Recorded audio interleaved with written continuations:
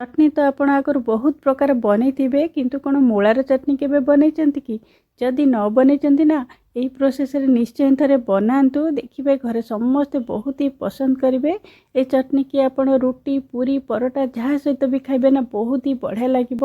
मुझे मूला और ब्रोकोली परोटा सहित बनई सकाल जलखिया बहुत ही टेस्टी होता। ए रेसिपी भी आगो आपण मान सहित शेयर करी तो आपण भी निश्चय थे बनातु आ केमती लगुच मत कमेंट माध्यम निश्चय जनातु।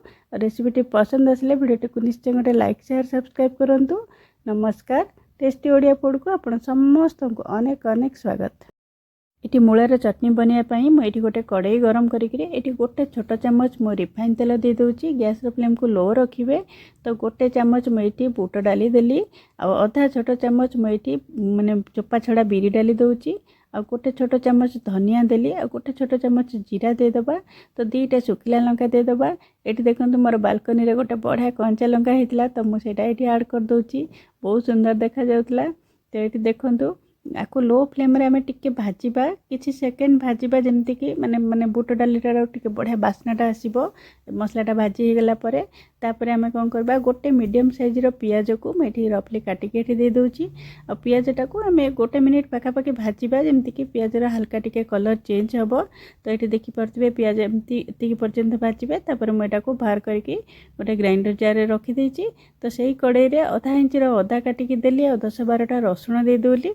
आउ ये देखो गोटे मीडियम साइज मूला को एमती रफली काटी देची। मूला को टिके प्रथमे भाजीबा गोटे मिनिट पाखापाखि जमती कि मूला टिके हल्का कलर चेंज हो आसो ना सेठी मु कौन कर गोटे छोट लेंबू साइज तेंतुली ये दे दूची। खट्टा आपण हिसाब से आप कम बेसी करें टिके खट्टा लगे ना चटनीटा बहुत ही बढ़िया लगी थाए। तो ये लुण स्वाद अनुसार देदबा। तो पानी ये अधा कप पाखापाखि देदबा। आपको कौन करबा कवर करके लो फ्लेम रे छाड़ीदबा मूलाटा टिके भल कि सिझिबा पई। तो ये देखि पार्थिबे पानी पूरा मरीगलानी मझे मझे आपण एटा को गोलो भी थिबे। तो ये मोर पूरा माने मूलाटा सिझी गलानी। तो मुझे बाहर कर दूची से ग्राइंडर जिना को बाहर कर दूची।